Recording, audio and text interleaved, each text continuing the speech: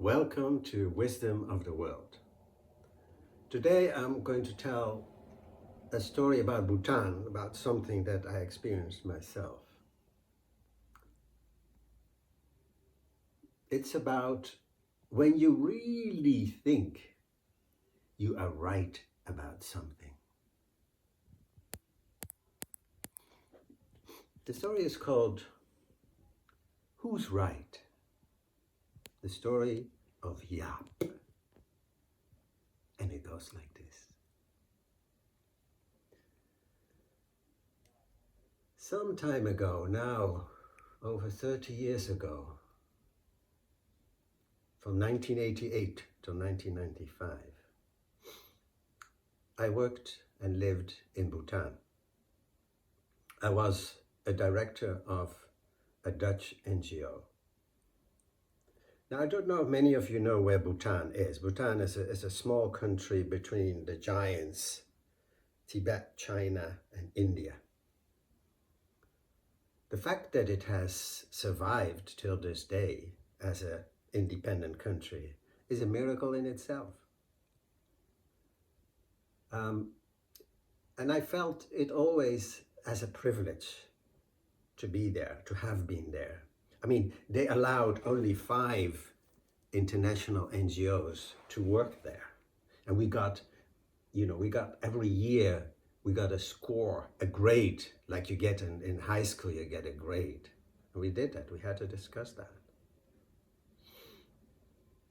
One of the reasons that Bhutan survived was that it focused very much on its own identity, having its own unique identity. And that we can see in many ways, but let me mention that at a certain point of time, you had to follow a dress code.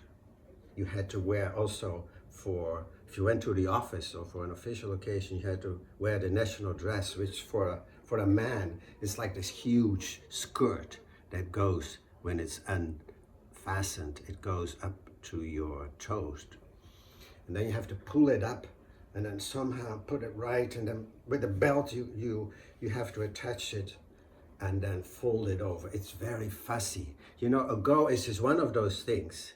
Either you do it right or it's totally wrong.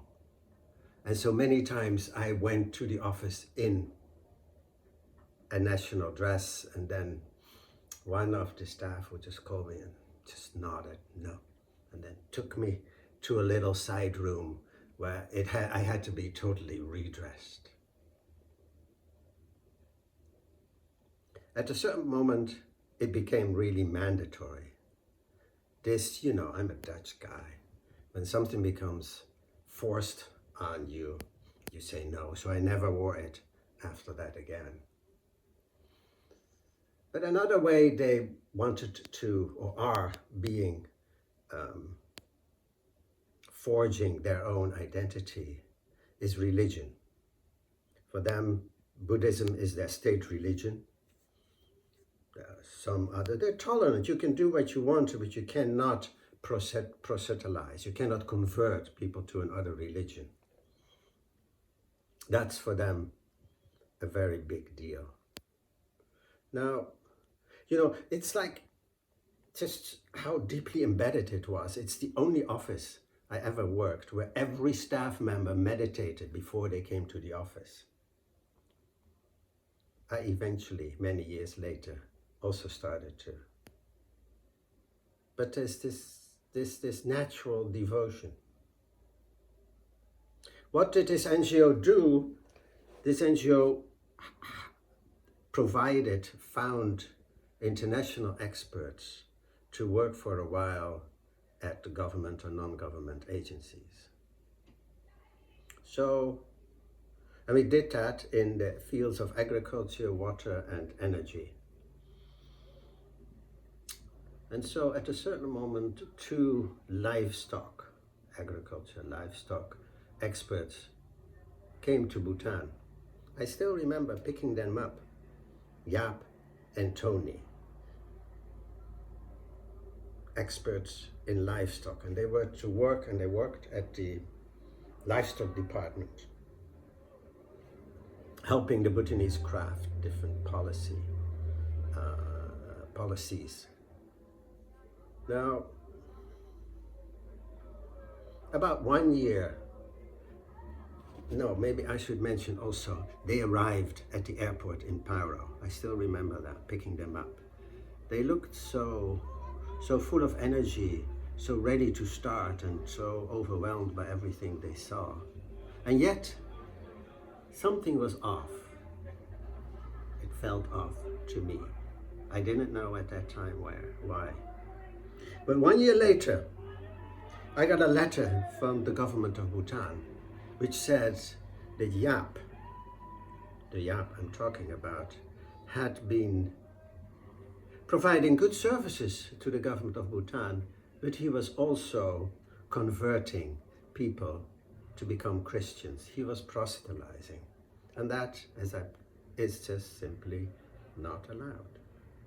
So I went down to Jaap's house, and he received me, and I said, Jaap, what is this all about?